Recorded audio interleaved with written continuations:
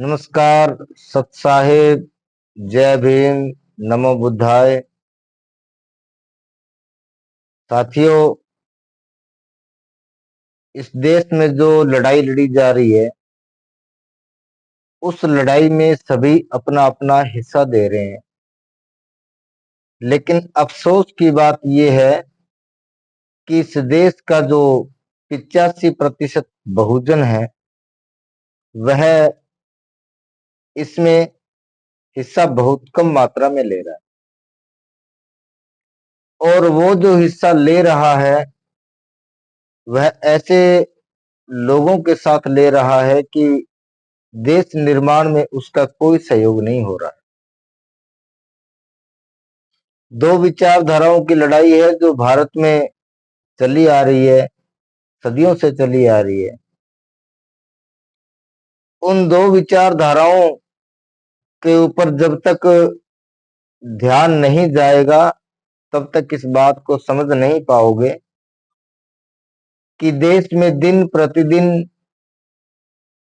हत्या के मुकदमे क्यों होते हैं और देश में दिन प्रतिदिन धर्म को लेकर विशेष चर्चाएं क्यों होती है। इसके ऊपर आप सभी को मनन करना चाहिए, विचार करना चाहिए। एक छोटा सा जो आप लोगों को उदाहरण पेश कर रहा हूं मैं, उसे जरा ध्यान से सुने, समझें और फिर अपनी प्रतिक्रिया दें।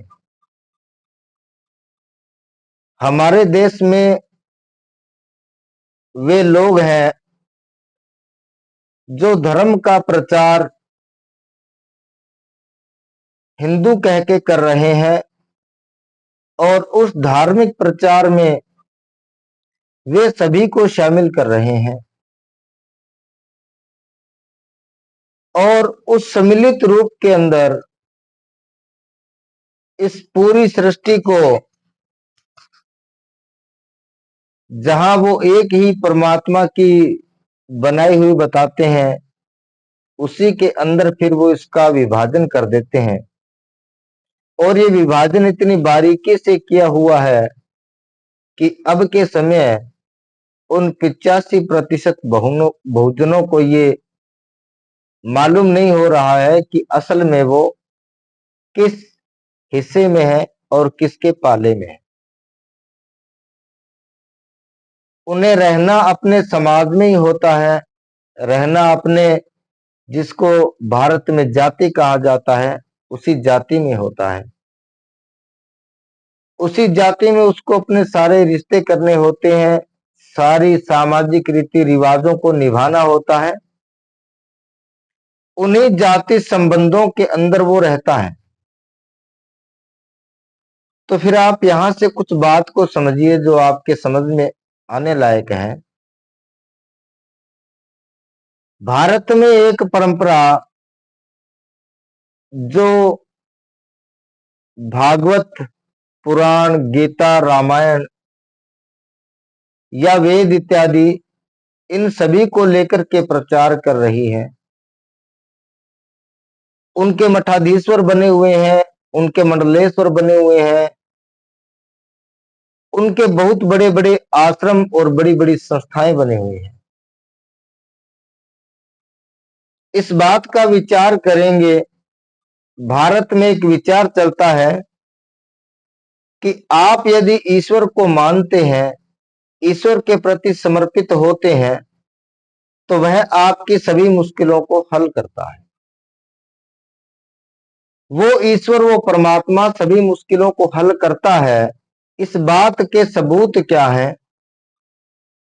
तो सबूत के तौर पर वो पेश करते हैं वे सभी कहानियां, जिन कहानियों में उस ईश्वर ने आकर के उनको रक्षा दान दिया है। बहुत लोगों का ऐसा मानना है कि उन्हें जो धन संपत्ति भी प्राप्त हुई है, तो वो उसी ईश्वर की देन है।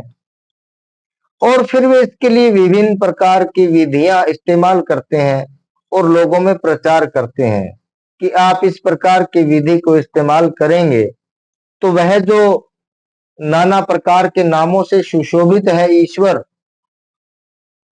वह गजानंद, वह परमानंद, वह श्री गोविंद, श्री राधे और वे सभी नाम उपनाम, श्री राम,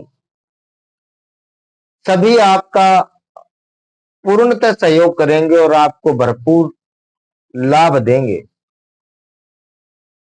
अब कुछ कहानी समझिए यहां से वो लोग एक बात की चर्चा किया करते हैं कि असली श्रद्धावान वही होगा जो कि दान पुण्य में खूब हिस्सा लेगा।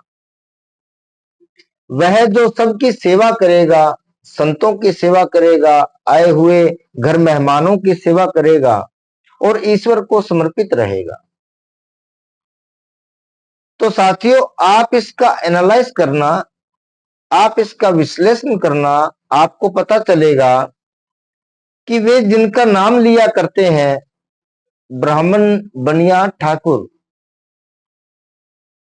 ये तीनों जो कौम है, इन तीनों कौमों ने बहुत आगे बढ़ करके और इस ईश्वर के प्रोजेक्ट को स्थापित करने में बहुत सा धन दान दिया है।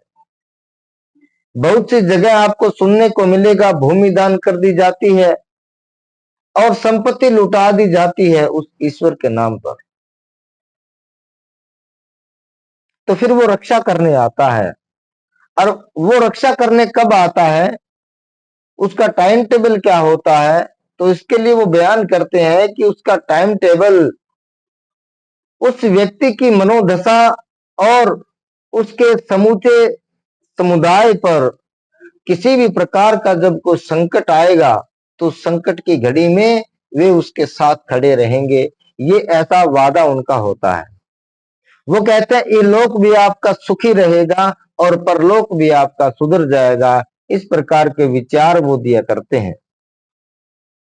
साथियों, इस बात को जरा बारीकी से समझोगे तो आपके समझ में आएगा कि वे जो ईश्वर के नाम से बैठे हैं, वे जो ईश्वर के नाम से खा रहे हैं, वे जो ईश्वर के नाम से पी रहे हैं, अपने बच्चों को पढ़ा रहे हैं, अपने घर परिवार का संचालन कर रहे हैं, उन सभी ईश्वर को पालित करने वाले वो जो लोग हैं, वो आज बहुत उच्च पदों पर आसीन हैं। वो भारत के तमाम उन पदों पर बैठे हुए हैं जो भारत के सम्मानित प्रतिष्ठित पद हैं। आप इस बात को समझिए। अब दूसरी तरफ एक धारा को और देखिए, वे भी लोग ईश्वर को ही स्थापित कर रहे हैं, लेकिन वे ईश्वर को स्थापित क्या कह के कर रहे हैं? वे ये कह के कर रहे हैं कि ये जो ब्रह्मा, विष्णु, महेश शक्ति है, ये इस लोक के, अर्थात इसको मृत्यु लोक बता करके और वो लोगों को बताते हैं कि यह मृत्यु लोक है और इस मृत्यु लोक के वे अनुयायी हैं, इस मृत्यु लोक के वे रखवाले हैं। इसलिए उनको आप सिर्फ अपनी भक्ति द्वारा प्रसन्न करिए, इसके अलावा उनका किसी भी प्रकार से चढ़ावा आदि या अनुष्ठान आदि आप उनके नाम का न करिए। तो ये प्रश्न खड़ा हो जाता है उनके सामने कि फिर अनुष्ठान किसका किया जाए? तो वे अनुष्ठान के रूप में किसी एक ईश्वर की स्थापना जरूर करते हैं, लेकिन वे उसे सतगुरु बताते हैं और वे कहते हैं कि वह सतगुरु है, आपको सतगुरु के चरणों में होना है और सतगुरु को समर्पित करना है। अब फिर वो पूछते हैं इस प्रकार का प्रश्न कि फिर सतगुरु को समर्पित करने से होगा क्या? तो वे जो तमाम उदाहरण वे जो पेश किया करते हैं विष्णु के अवतार के रूप में, वे सारे के सारे उदाहरण ये सतगुरु के अवतार के रूप में पेश कर देते हैं। तो लोगों को यहां तक ये जानकारी हो जाती है कि यही ईश्वर की स्थापना में जो लोग हैं जिन्होंने ईश्वर प्राप्ति किया है, वे चाहे इधर के लोग बता रहे हो चाहे इधर के लोग बता रहे हो, दोनों सेम लोग हैं। बस वही ईश्वर है, उसी ईश्वर को परमात्मा कह दिया जाता है, उसी ईश्वर को हम सतगुरु कह देते हैं। इसमें फर्क नहीं पड़ता। लेकिन अब आप जरा उस दृष्टि को वहां लेके जाइए जहां इनको मानने वाले जो लोग हैं, जो अनुयायी हैं, जो कर्मठ हैं, जिन्होंने इनके लिए दान दिया है, जिन्होंने इनके लिए काम किया है, आप उनकी स्थिति को जरा अवलोकन कीजिए। क्या भारत के किसी प्रतिष्ठित पद पर कोई कबीरपंथी व्यक्ति बैठा है, कोई नानकपंथी व्यक्ति बैठा है, कोई रविदासी पंथी व्यक्ति बैठा है? क्या वे तमाम महापुरुषों के कोई पंथी लोग बैठे हैं जिनकी वफादारी के लिए ये जो लोग हैं, ये जो संत बन के आप लोगों के बीच में आए बैठे हैं, क्या ये इसके लिए जवाबदेही नहीं है इनकी? उनके जो लोग हैं, वो जो कृष्ण को पुजवा रहे हैं, वो जो शंकर को पुजवा रहे हैं, वो जो बड़े बड़े आलीशान महलों में रह रहे हैं, वो अपने समाज के हकों के लिए बोल रहे हैं। साथियों, इस बात को राजनीतिक तौर पर आप लोग नहीं समझोगे, जब तक आध्यात्मिक तौर के ऊपर समझते रहोगे, तब तक आप लोग असली उस जड़ को नहीं पकड़ पाओगे, आप नहीं समझ पाओगे इस बात को। जरा गौर करिए कि भारत के अंदर अपने हक अधिकारों को लेकर के इन समुदायों के द्वारा कितनी बार अपनी जान जोखिम में डाली गई, कितने लोगों ने अपनी जान को गंवाया, कितने लोगों ने लाठियां खाई और कितने घरों ने गरीबी का दंश झेला। क्या आप इस बात के मायने नहीं लगाते? क्या ईडब्ल्यूएस आरक्षण लेने के लिए किसी भी सवर्ण ने अपना खून बहाया, सड़कों पर आया? क्या उसने सड़कों पर इस प्रकार का कोई आंदोलन किया? क्या उसमें किसी की जान गई? आप जानकर हैरान रह जाएंगे, किसी की जान नहीं गई। तो फिर वो उनको आरक्षण किस वजह से मिल गया? क्योंकि इनके सारे मंडलेश्वर, सारे पीठाधीश्वर, सारे कथावाचक, जितने भी वो लोग, जो लोग इनके नाम पर इन लोगों से चंदा लेते हैं, उन सारे लोगों ने अपनी जिम्मेदारियों को निभाया वहां। उन सारे लोगों ने बोला वहां कि आरक्षण की समीक्षा की जाए, आरक्षण को आर्थिक आधार दिया जाए, उन लोगों तक पहुंचाया जाए जिनकी आज स्थिति नहीं है। इन लोगों ने बल दिया इस बात के ऊपर। ये सारे के सारे लोग एक तरफ आकर के बोलने लगे। क्या किसी कबीरपंथी के साधु ने कोई स्टेटमेंट दिया? क्या रविदास पंथ के साधु ने दिया? क्या अन्य राम स्नेही साधुओं के संतों ने दिया? क्या राधा स्वामी, क्या डेरा सच्चा सौदा, क्या इनके प्रमुखों ने इस प्रकार का कोई स्टेटमेंट जारी किया? क्या इस समाज के लोग उनके अनुयायी नहीं है? क्या आज इन बच्चों के ऊपर, इनके परिवारों के ऊपर जो गाज गिर रही है, क्या उस गुरु को सुनाई नहीं देता? अरे एक गुरु को सुनाई नहीं देता है जिसके बारे में सतगुरु कहा जा रहा है, जो परमात्मा की श्रेणी में बैठा है, लेकिन इस गुरु को तो सुनना चाहिए। क्या इन गुरुओं के लिए भी इन लोगों ने अपनी जानें नहीं गंवाई? क्या इन गुरुओं को जेलों में डाल दिया गया था? उस समय पर इनकी रिहाई के लिए किन के बच्चे वहां सड़कों पर घूम रहे थे? क्या कभी इस बात का अंदाजा लगाया गया है? आप नहीं सोच सकते हो, आप इसका विरोध कर सकते हो, आप ये कह सकते हो कि वे सतगुरु हैं, वे इस प्रकार के आंदोलन का काम नहीं करते हैं, ये कर्मों का दंड है, आप ऐसा कह सकते हो। हाँ, कर्मों का दंड है। इसीलिए वो जो लोग हैं, जिनके जो लोग शिक्षित हैं, वे जो कथावाचक शिक्षा प्राप्त करके उसके बाद जो कथा का वाचन कर रहे हैं, वे जानते हैं कि हम किस लोगों के हकों के लिए लड़ाई लड़ रहे हैं, वे जानते हैं कि हमें रोटी कौन दे रहा है, वे जानते हैं कि हमारे यहाँ पर आश्रम में आने वाली व्यवस्था किन लोगों के पैसों से है, वे अच्छे से जानते हैं, इसलिए वे अपना फर्ज निभाते हैं। यहां जब किसी प्रकार की सत्संग होती है तो उस सत्संग के अंदर राजनीति को बाइकआउट कर दिया जाता है। लेकिन जरा गौर करके देखना, इनकी किसी भी कथा वाचन में जब आप जाओगे तो आपको वहां राजनीति मिलेगा, आपको वहां राजनीति के स्वर सुनाई देंगे, लेकिन वहां भागवत कथा सुन के हमारे लोग आ जाते हैं, इस प्रकार का प्रश्न नहीं करते। लेकिन जब हमारे यहाँ पर सत्संग में किसी इस प्रकार की बात को किया जाता है तो उसे मनमुखी बोल दिया जाता है और उसे यह कहा जाता है कि तू तो संसारिक बात कर रहा है, हम तो उस लोक की बात कर रहे हैं।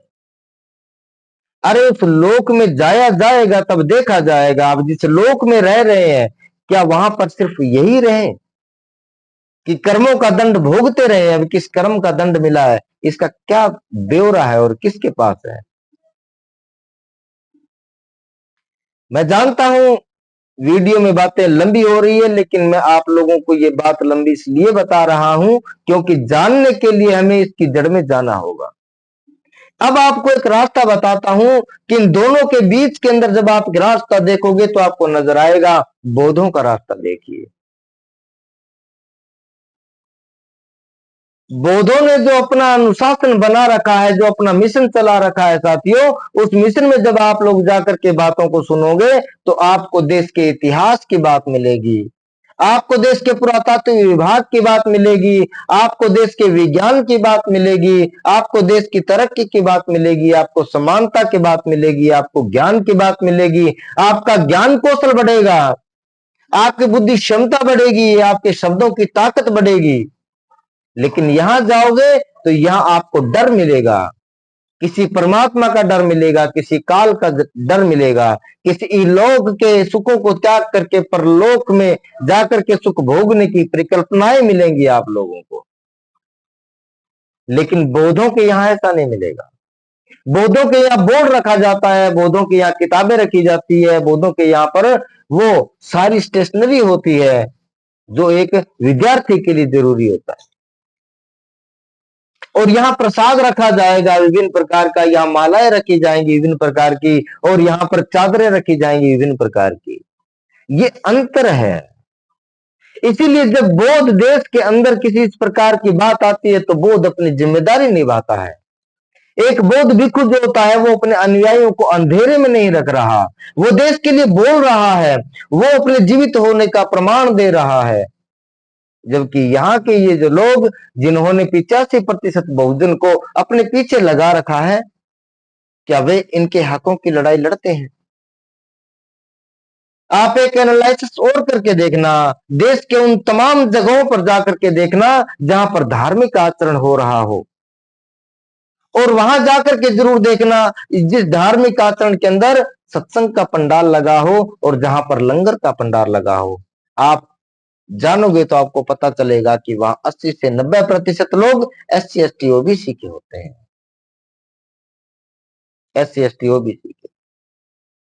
तो जब SC ST OBC के लोगों को ही आप लोगों ने अपने आश्रम में बुलाना है, उनको ही आप लोगों ने समझाना है, तो फिर उन्हीं के हकों के ऊपर जब कोई हकमारी कर रहा है तो वो कौन गुरु है जो इस टाइम के हक तो खाने दे रहा है और आगे आने वाले किसी हकों की चर्चा कर रहा है? ये कहां संभव है? कहां आप इसको सोचोगे कि वो व्यक्ति क्यों नहीं बोल रहा? ये बड़े दुख की बात है कि हजारों हजार प्रकार के साधु बैठे हैं, पढ़े लिखे साधु बैठे हैं, वे लोग धर्म प्रचार की यात्राएं कर रहे हैं, जगह जगह जा रहे हैं, उनके वीडियोज आ रहे हैं, फॉलोअर्स बढ़ रहे हैं।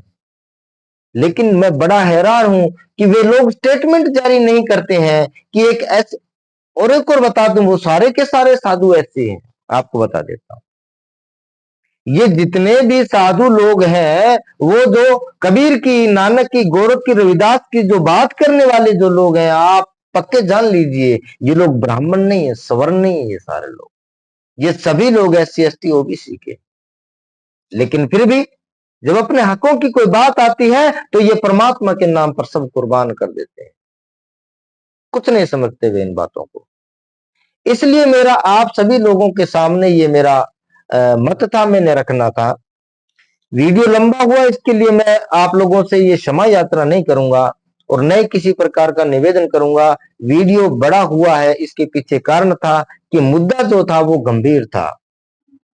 मुद्दा यही है कि जहां हम लोग जा करके अपना समर्पण करते हैं, अपना सब कुछ देते हैं, दान करते हैं, तो वहां से रिप्लाई आना जरूरी है, और वो रिप्लाई जब नहीं आता है तो फिर कहना जरूरी है। इनके यहां से रिप्लाई आता है, इसलिए यहां कहने की कोई जरूरत नहीं है। रिप्लाई यहां नहीं आ रहा है, रिप्लाई SC ST OBC में नहीं आ रहा है, जागरूकता यहां नहीं बढ़ रही है, तो कहना यहां पड़ेगा कि यहाँ के टीचर कमजोर हैं, यहाँ के अध्यापक कमजोर हैं, वे सिलेबस को सही तरीके से पढ़ा नहीं रहे हैं। उनका सिलेबस सही है, उनका सिलेबस सही है, इसलिए उनके सिलेबस में बसें भर जाती है। उनके एक छोटे से मेले के लिए गांवों के गांव आ जाते हैं, तैयारी कर लेते हैं। लेकिन यहां जब अपने हकों की भी बात की जाती है तो यहां पर एक घर से भी एक आदमी नहीं निकलता है, तो गांव कैसे चलेंगे? इसलिए चिंतनीय विषय है। इस विषय पर सभी साथियों को विचार करना चाहिए। घर में सत्संग करवाइए, महापुरुषों को बुलाइए, गुरुओं को बुलाइए। हम मना नहीं करते हैं, लेकिन बुलाने के बाद कम से कम ये पूछा जरूर जाना चाहिए कि आप यदि समाज से सारा कुछ ले रहे हो, समाज के पास आ रहे हो, तो आप लोगों का ये उत्तरदायित्व बनता है कि समाज को वो बातें बताएं जो इसमें जरूरी है। 24 घंटा अध्यात्म की बात करके काल्पनिक बातों में उलझाने की बजाय इस संसारिक लोक की वो बातें भी जरूरी है जिनके लिए उसे अपने रोजमर्रा की जिंदगी में जो चीजें चाहिए वो उसको मिले। रोटी कपड़ा मकान ये मूलभूत आवश्यकताएं हैं। शिक्षा स्वास्थ्य रोजगार ये मूलभूत आवश्यकताएं हैं। ये जब तक नहीं होगी तो उसमें खून कैसे रहेगा? और जब उसमें खून नहीं रहेगा तो वो जिएगा कैसे? और जब वो जिएगा ही नहीं तो फिर वो उसको यहां होने का फायदा क्या है? सभी चाहते हैं कि हम सुंदर जगह में रहें, तो सुंदर जगह में रहने के लिए हमें खलिहान लगाने चाहिए, सुंदर जगह में रहने के लिए हमें बगीचे लगाने चाहिए। ये कांटे नहीं बोने चाहिए। तो हमें कांटों को निकालना चाहिए। कांटा मेरा कहने का मतलब यही है कि जो दुविधाएं हैं उन दुविधाओं को दूर करना चाहिए। और वो दुविधाएं यदि इस तरीके से असुविधाजनक भी है और थोड़ी खारी है, कड़वी है, फिर भी हमें उसका एक घोल तैयार करना चाहिए और समाज में उस खारी वस्तु को भी पिलाने का एक इंतजाम करना चाहिए ताकि वस्तुओं तक ये खारा पहुंच सके और वे इस खारे को पी करके और अपनी जो निद्रा है उसको तोड़ सके और वे समाज और देश हित के लिए वास्तव में अपना वो पूर्ण सहयोग कर सके। आप लोगों ने मुझे सुना, इसके लिए आपका बहुत बहुत धन्यवाद। साधुवाद। जय भीम। नमो बुद्धाय।